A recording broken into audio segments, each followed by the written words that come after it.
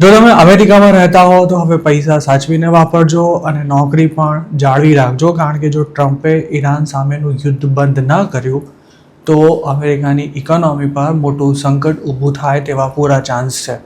આ વોરને કારણે યુએસમાં મોંઘવારી તો વધી જ રહી છે, પણ આટલું ઓછું હોય તેમ હવે આગામી દિવસોમાં તેની હજુ પણ ઘણી વ્યાપક અસરો અનુભવાઈ શકે છે. યુએસમાં ફુગાવાનો દર હજુ પણ ઊંચો જશે તેવી આશંકાએ બોન્ડ માર્કેટમાં અફરાતફરીનો માહોલ છે. મંગળવારે જ 30 વર્ષની બોન્ડની yield 5.18%ના 20 વર્ષના સર્વોચ્ચ લેવલ પર પહોંચી ગઈ હતી.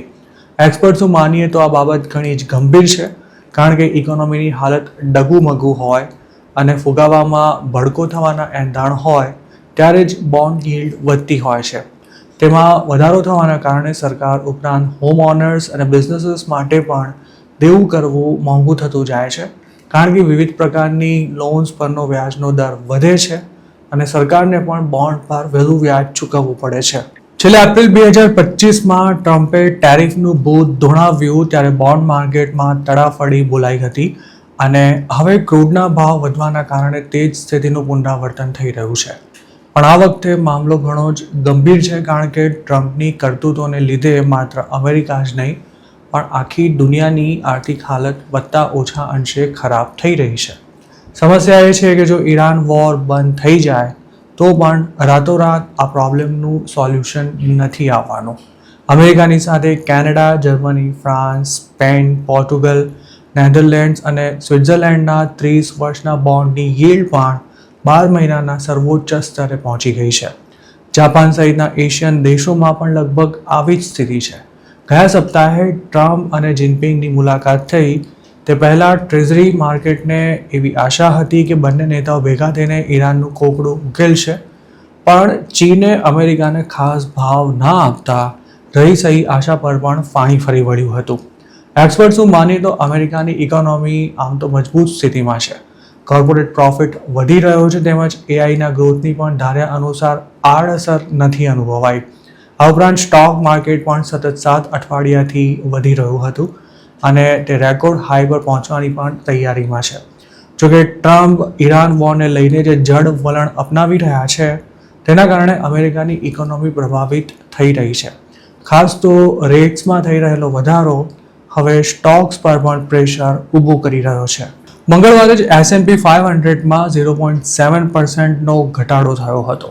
છેલ્લા 3 સેશન્સથી અમેરિકાનું સ્ટોક માર્કેટ ઘટી રહ્યું છે, કારણ કે રોકાણકારોની નજર ઈરાન વોર તરફ છે. સ્ટોક માર્કેટની સાથે સાથે વધતી જતી ટ્રેઝરી yieldsને કારણે ટ્રમ્પની ઇકોનોમિક પોલિસીને લાગુ કરવી મુશ્કેલ થઈ રહી છે અને ખાસ તો હાઉસિંગ માર્કેટ પર પણ તેની નકારાત્મક અસર પડી છે. હાઉસિંગ લોનના વ્યાજના દર નક્કી કરવામાં 10 વર્ષની ટ્રેઝરી yieldનો મહત્વનો ભાગ હોય છે અને ઈરાન વોર શરૂ થયું ત્યારથી તેમાં પણ વધારો થયો છે. ઈરાન વોર ચાલુ થયું ત્યારે મોર્ગેજ રેટ્સ 6% પર હતા, જે હાલ વધીને 6.36% પર પહોંચી ચૂક્યા છે. આ બાબત દર્શાવે છે કે ઈરાન વોરને લીધે અમેરિકામાં મકાન ખરીદવું પણ મોંઘું થઈ રહ્યું છે. હાઉસિંગની સાથે સાથે ઓટો લોનનો વ્યાજ દર પણ તેની સાથે સીધો સંકળાયેલો છે. એક તરફ ડોનાલ્ડ ટ્રમ્પ વ્યાજના દર ઘટાડવા માટે ભારે ધમપછાડા કરી રહ્યા છે, પણ ઈરાન વોરને કારણે મોંઘવારીમાં થયેલા વધારા વચ્ચે ફેડ રિઝર્વ માટે વ્યાજના દર ઘટાડવું મુશ્કેલ બની રહ્યું છે. અગાઉ રેટમાં 0.5%નો ઘટાડો થવાનો અંદાજ હતો, પણ હવે 0.25%નો ઘટાડો થશે કે કેમ તે અંગે પણ કંઈ કહેવું મુશ્કેલ છે, કારણ કે 2 વર્ષની ટ્રેઝરી yield પણ વધી રહી છે. 2 વર્ષની yield ફેડ રિઝર્વ વ્યાજના દરમાં ઘટાડો કરશે કે નહીં તેને લગતા અનુમાનના આધારે નક્કી થતી હોય છે. તેમાં થયેલો વધારો હવે એવું દર્શાવી રહ્યો છે કે અમેરિકામાં વ્યાજના દર સ્થિર રહે કે પછી તેમાં વધારો થાય તેવી પણ પૂરી શક્યતા છે. મતલબ કે ઓવરઓલ જોવા જઈએ તો અમેરિકાની ઇકોનોમી માટે આવનારા દિવસો ઘણા ચેલેન્જિંગ બની રહેવાના છે.